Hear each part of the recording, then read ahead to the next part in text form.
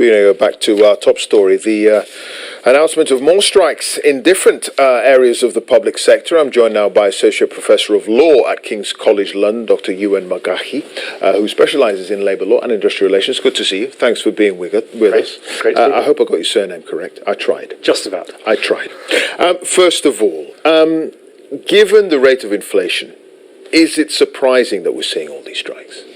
No, I don't think it is. And it's a great point that we've got some of the highest inflation that we've had since the 1970s, when we also had an energy crisis driven by our addiction to fossil fuels. So Steve Barclay earlier mentioned the figure of 28 billion to give everybody an inflation-protected pay rise. And the biggest four oil companies in the world, including BP and Shell, have made about £100 billion in profit already this year. Of course, there's an easy way that the government can stop this sort of shutdown, the management shutdown, the government shutdown, and that's to pay people fairly, get round the bargaining table and come to a resolution. But the government's argument has been, and will continue to be, one suspects, that if you give the public sector the wage rises it wants in line with inflation, that will stoke inflation, and that will just make a self-perpetuating cycle continue. Is there no truth to that? Well, all of the inflation is coming from the big rise in energy prices, really from BP, Shell, our addiction to oil. If people have an inflation-protected wage rise, what they're going to do is they're going to spend that money on the goods and services that they would already be buying anyway. We don't have a supply problem with food. We don't have a supply problem with energy. What we've got is an excess profit problem. And so the way that can be tackled is that there can be good faith collective bargaining and a more sort of collaborative approach to labour relations. Okay, so let's be clear on this then. The suggestion that inflation-rated pay rises will make inflation worse, that is fundamentally incorrect. Economically, that doesn't make sense. Is that what you're saying at the moment? Absolutely. So the Bank of England is also probably contributing to the problem to some extent by putting up interest rates.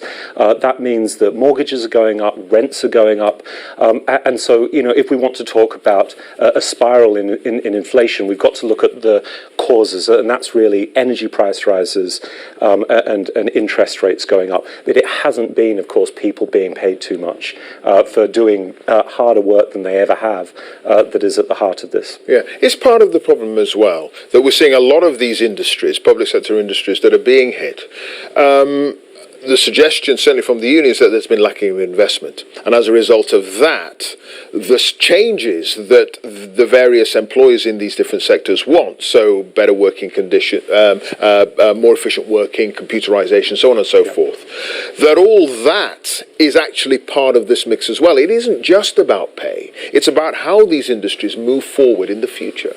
Yeah, and look, that's a great point, because productivity in Britain has been going up. We do have productivity problems, but productivity is going up. People are working longer hours than ever, but we are seeing the longest wage cut for the British public in modern history since 2010. The real terms pay cut for nurses, for train drivers, for border staff, for teachers.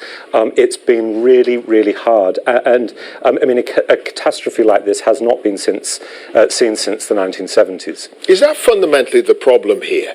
That, say, inflation is at 10%, if things about 11%. Say inflation is at 10%, you get a wage rise that's agreed of 5%. Everyone agrees with that. But that means you're 5% off. Inflation then goes down to 2%, you're still catching up. Which means that in the future, you're going to want even more if inflation was to go much higher. Well, I don't think that the unions are calling for above inflation wage rises for the next 5 years. I mean, it's a very simple set of demands, as I understand them, from the PCS. They don't want a pay cut this year. They don't want their members to have to choose between heating and eating with energy bills soaring. But fundamentally, we've got to look at our broken industrial relations system. The answer isn't going to be more crackdowns on the right to take collective action and the right to try and get fair pay. The proposals from the government for minimum service levels on transport are really going in the direction of countries like Russia, like Turkey, some of the least democratic regimes that we've got around Europe. And it's almost certainly a violation of international law to say that you can be forced to work or the union gets sued for damages or people get dismissed.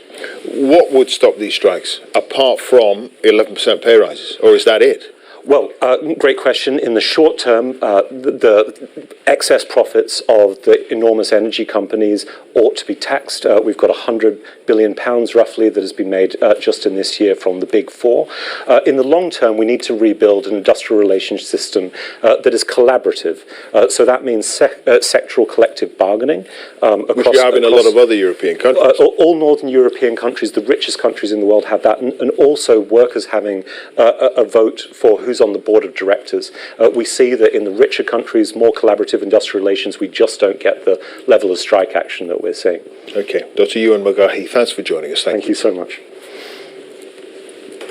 Now, the government has announced a new compensation scheme for postmasters who were among the first to take legal action against the post office over the Horizon IT scandal.